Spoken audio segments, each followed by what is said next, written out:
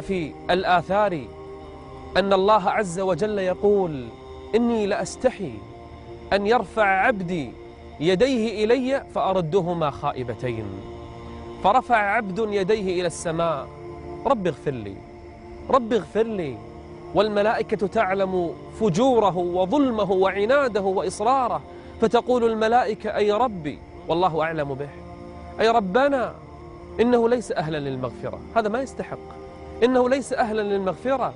فيقول الرب عز وجل: لكنني أهل للتقوى والمغفرة، هو أهل التقوى وأهل المغفرة. فيغفر الله عز وجل له. رجل يؤجر عند بغلة، يوصل الناس من بلد إلى بلد، يوصل الناس من قرية إلى قرية.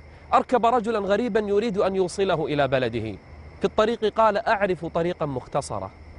يقول: فدلني على طريق موحشة بين الجبال والشعاب، فرأيت عظاما لآدميين فخفت.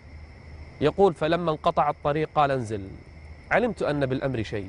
فأخرج سلاحه سيفه يريد قتلي.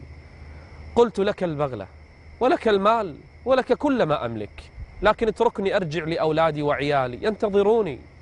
قال: أما المال فقد حصلت عليه، أما أنت فإني سأقتلك. قال: دعني أصلي ركعتين. قال: صلي وخفف.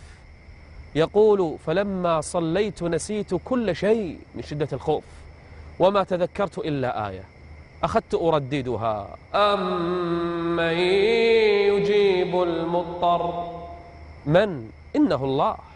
أمن يجيب المضطر إذا دعاه.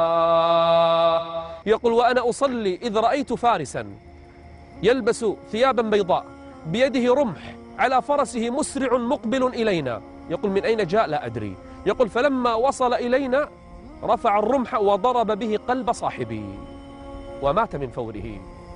يقول: فخفت، قلت: من أنت؟ قال: أنا رسول الذي يجيب المضطر إذا دعاه. أمن يجيب المضطر إذا دعاه الله ويكشف السوء إنه الله عز وجل. نتحدث عن الله أرحم الراحمين جل وعلا، أكرم الأكرمين. جاءت امرأة إلى موسى عليه السلام لا تلد، قالت: يا موسى ادع ربك أن يرزقني ولدا. قال: اللهم ارزقها ولدا. فكلمه الله، والله يكلم موسى. قال: يا موسى إني كتبتها عقيما، خلاص هذه ما تلد. فجاء موسى للمرأة وقال: دعوت الله فقال إنه كتبك عقيما. فجاءت المرأة بعد سنة فقالت: ادعو الله لي، فدعا الله لها.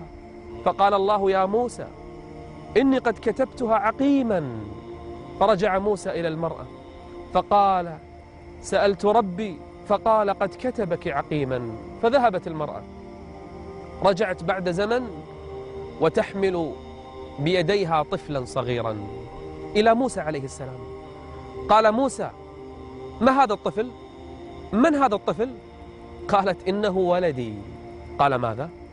قالت: إنه ولدي. قال: كيف؟ فسأل موسى ربه قال: يا رب كتبتها عقيما وولدت. فقال الله عز وجل لموسى: كلما كتبتها عقيما قالت يا رحيم، وكلما كتبتها عقيما قالت يا رحيم، فسبقت رحمتي قدرتي يا الله. وإذا سألك عبادي عني، وإذا سألك عبادي عني فإني قريب. لا تيأس من روح الله أبدا، فإني قريب أجيب دعوة الداع إذا دعان.